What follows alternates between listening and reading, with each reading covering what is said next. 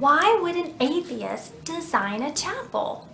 Last time we talked about American artist Ellsworth Kelly and how he designed a chapel and gave the plans to the Blanton Museum of Art shortly before his death in 2015. It's now under construction on the University of Texas campus. I've been taking some shots of it as it's been being built. The completion date is set for spring 2018. First, we'll take a look at the chapel itself. And second, we'll look at some of Ellsworth Kelly's statements about it. Ellsworth Kelly spent some time in France after the Second World War, so he was influenced by the great cathedrals that he saw there. And we can see the connections to the chapel. The building itself has a cruciform shape.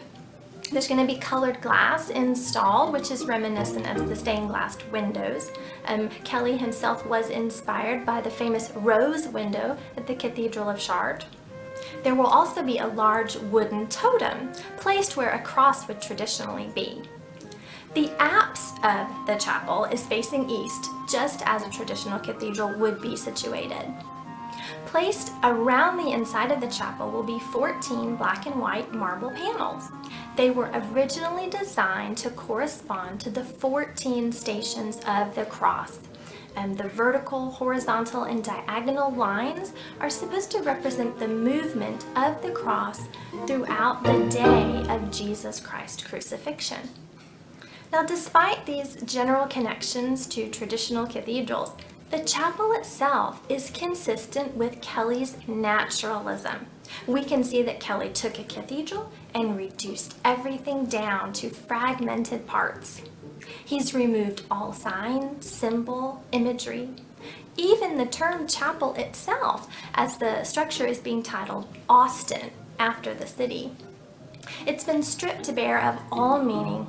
In fact, Ellsworth Kelly has essentially removed God, making it truly impersonal and perhaps unrelatable to people of faith.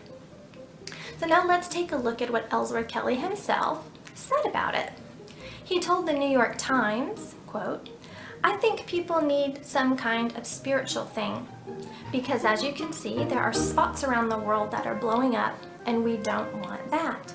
Another quote comes from Faden Press in a 4-part series of interviews you can find on YouTube.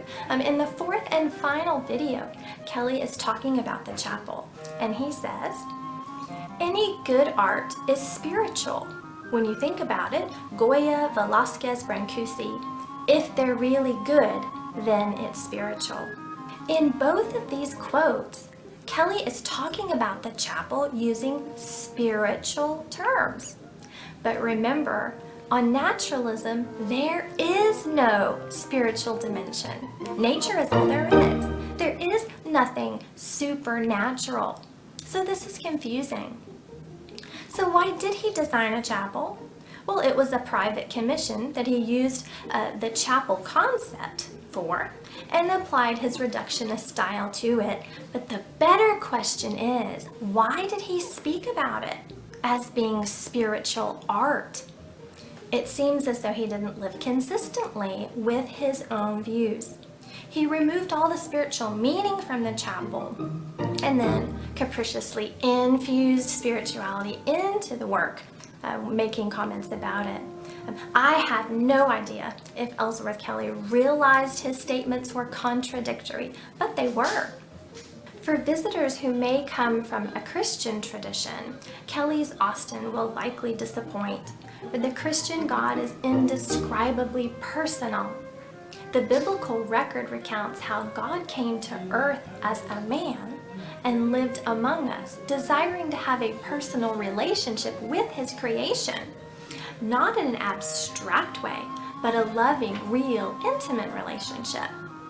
In a traditional cathedral, every inch of the structure, from floor to ceiling, wall to wall, nave to apse, communicates that deeply personal meaning. The University of Texas has said the building will be a space for joy and contemplation. But in a very real sense, that source of joy, the relationship with God, is absent, and there's very little left to contemplate. So here's a question to think about.